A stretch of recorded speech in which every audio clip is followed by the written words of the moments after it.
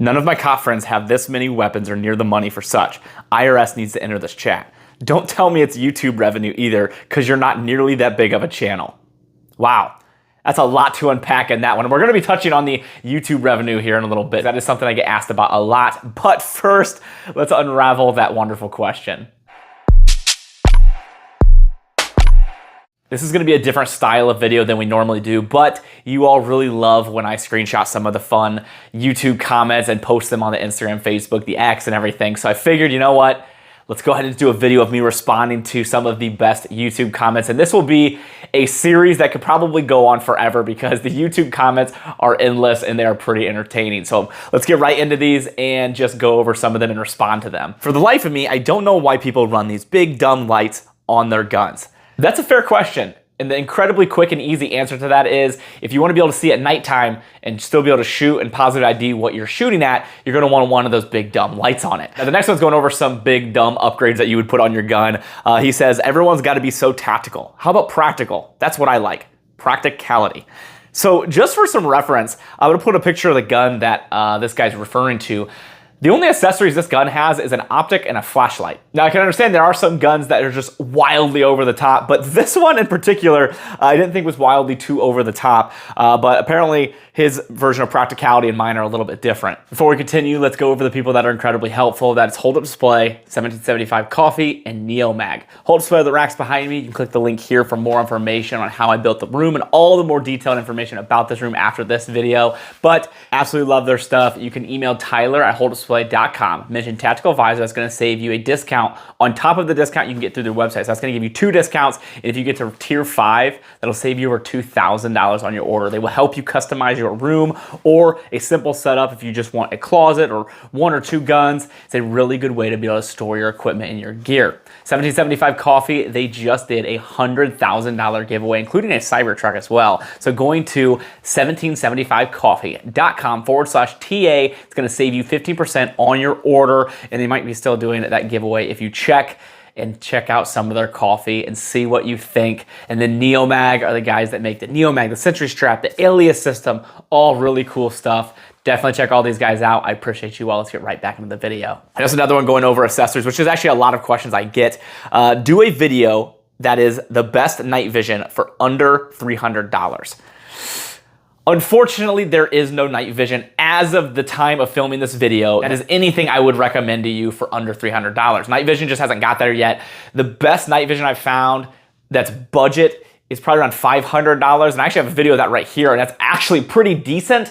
But it's not something that I recommend for duty use or professional use, maybe just to go out with your buddies on the range and have fun. A lot of people will go to Amazon and see these like big chunky things that say night vision, and they're like $150, $300, and it's like, sweet, I can see at night, and then you get it and you're like, oh my goodness, like you need so much like other light to be able to see with those things. You might as well just look with your eyes and you can see about the same. So it's not worth throwing your money into. If you don't have the money for night vision, get a flashlight. If you're like, I don't need a flashlight, I already have a flashlight, I just want night vision, save your money, get something a little bit better, and wait till you have enough money to get the good stuff because you won't regret it. So this one is on the P365 video that I did on where it shook and it would shoot the shaky sig. And I really fought with myself to decide if I was going to actually post that video because I knew no matter what, there was gonna be a lot of hate on that video. And it didn't make me any friends at SIG, that for sure. I don't think I'll ever be working with them in the near future because they did not like that video. But what kind of honest reviewer would I be if I didn't share the bad with the good? I'm not the type of person that wants to trample a company or throw them under the bus without first reaching out to them or talking with them. But SIG basically told us that there's no problem with the gun, which rubbed me a little bit wrong because when you squeeze the trigger and pin it to the rear, it didn't go off until you shook it, and then the gun would go off. If you guys want to see the video, it's here. And a lot of people tell me it's fake. I don't know why I would fake that. No way has that video positively benefited me in any way. When I posted it at the time, there wasn't all these instances of these SIGs going off. Now, coming to light, you're starting to see like, oh crap, okay, SIG actually does have a lot of issues with their triggers. And I realize now that I didn't even actually read the comment. I just went on a tangent here. But he says, I'm calling bull crap because I have one with probably 10,000 rounds through it with 0 malfunctions.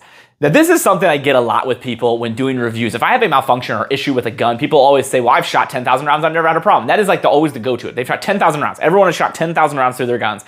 That's awesome. I'm glad you did. You should be incredibly proficient with your gun if you have. But no one was saying that your gun was having problems. I'm just letting you know that my gun had problems. They make like 1 million of these things, and the chances of one of them having an issue is pretty high. I mean, they mass produce a product. There's going to be a chance that some of those have issues. And I think people get really frustrated when I say that a product that they like has issues because they feel personally attacked. It's not a personal attack. I'm just letting you know something I had an issue, and I hope that yours doesn't have that problem. And if it doesn't, that's fantastic. If in those 10,000 rounds, it's great that you have had 0 malfunctions, and I hope you continue to have that success with your gun. There's a bunch more here. We're just gonna touch on a couple more real quick because I don't want this video to be too long. We could do a second one if you guys enjoy this. Let me know in the comments if you'd like to see more of these. The next one is, aren't you LEO? It wouldn't really affect you much. Now, this is in reference to the pistol brace ban that I did a video on. He was saying that because I'm in law enforcement, it doesn't matter. I can rock pistol braces or whatever because I'm not gonna get in trouble for it. And as that might be true, I might be exempt from certain laws. It might not be all gun laws. It might be other certain laws just being in law enforcement. That doesn't mean that I'm not gonna fight for your rights. I'm gonna stand up for the everyday man. I am a very non-typical cop. If you guys have not noticed this in my content, I am definitely going to fight for your gun rights. I will never stand down and be like, well, you know what? It doesn't affect me, so like, take their pistol braces away, but I'm law enforcement, so I can get away with it. Absolutely, I'll never do that. I hope you guys know that, and if I ever do that, someone come punch me in my face, because that is a horrible thing to do, and I think any firearms rule or regulation is an infringement on our rights, and it's absolutely ridiculous. I think it's dumb, the rules that are out there, and I think we should get rid of the NFA. We should be able to have suppressors. We should be able to not have to pay tax on these things. I'm not that guy. I will never be that guy, and I hope you guys know that. I will always fight for your rights, whether it affects me or not. I'm going to be here to update you and fight for those any way that I can. Now, the one you were probably waiting for. None of my cop friends have this many weapons or near the money for such. IRS needs to enter this chat. Don't tell me it's YouTube revenue either, because you're not nearly that big of a channel. So first off, what a weird thing to like sit down, watch this video and be like, man, he's got a lot of guns. And they'd be like, hold up, he's a cop. And I've got friends that are cops, and they only have 12 guns. And they only have like $50,000. Like, some math isn't math in here. Like, there's no way because he's a cop that he can't have that many guns. So I really think the IRS should be involved. Like, the negativity in just people absolutely blows me away. And this is just, you can just take this as a life lesson. Like, people are incredibly negative. Most people want to see you fail, and they don't care about your successes. There are a select few, the people that are truly close to you, and then people that truly think high tide rises all ships. And that's something that incredible companies that I've worked with and people that I've worked with have taught me that, and it's been a great lesson. But then there's people like this that are just incredibly negative. Surround yourself with people that fill your cup and don't steal from your cup. Has it ever occurred to this guy that maybe I'm just good with my money and own a business, and I was able to financially afford some of these over the long span of the last 11 years? Maybe not. Maybe he thinks I just sell drugs all day and this is the product of that, or he just thinks I'm in horrible, crippling credit card debt.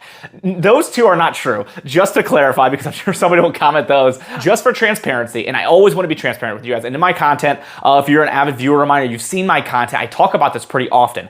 I do not recommend having a collection like this. I do not recommend buying a ton of guns. I think it's silly. I think having 30, 40, 50 guns is kind of goofy unless you just have a lot of money and you really don't care, you want to invest in these things, or it's just your passion and your hobby, or whatever the fact may be. I just don't necessarily recommend this. Now, how I've gotten to this position is because I started at a young age. My dad gave me my very first gun, and it kind of started to snowball from there. And then I started a business, and then that business allowed me to have some extra funds to be able to purchase some of these. And then from there, I got sponsors. I got companies sending me things. I test and evaluate pre-release products for a lot of companies. So they send me these firearms to do this testing on, and then I just get to keep them. So it's really cool benefit of the job, and not necessarily something I'm spending money on. Now, the collection is worth probably a good amount of money, but it doesn't mean I've spent all of that money on this, nor would I, because that is wildly irresponsible, and I have 3 children, a beautiful wife to take care of, that I would never spend the money on this before I would spend it on them. So quick way to answer that, no, my law enforcement income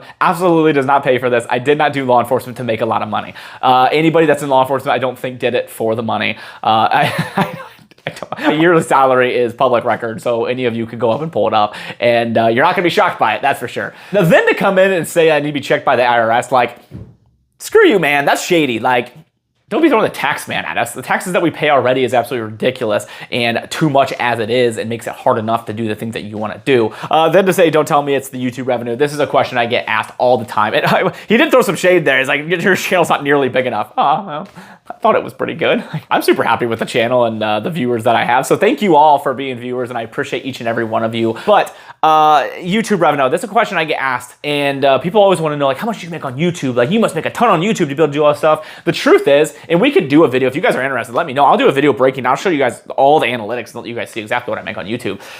YouTube is one of my least fruitful, I guess you could say, forms of income.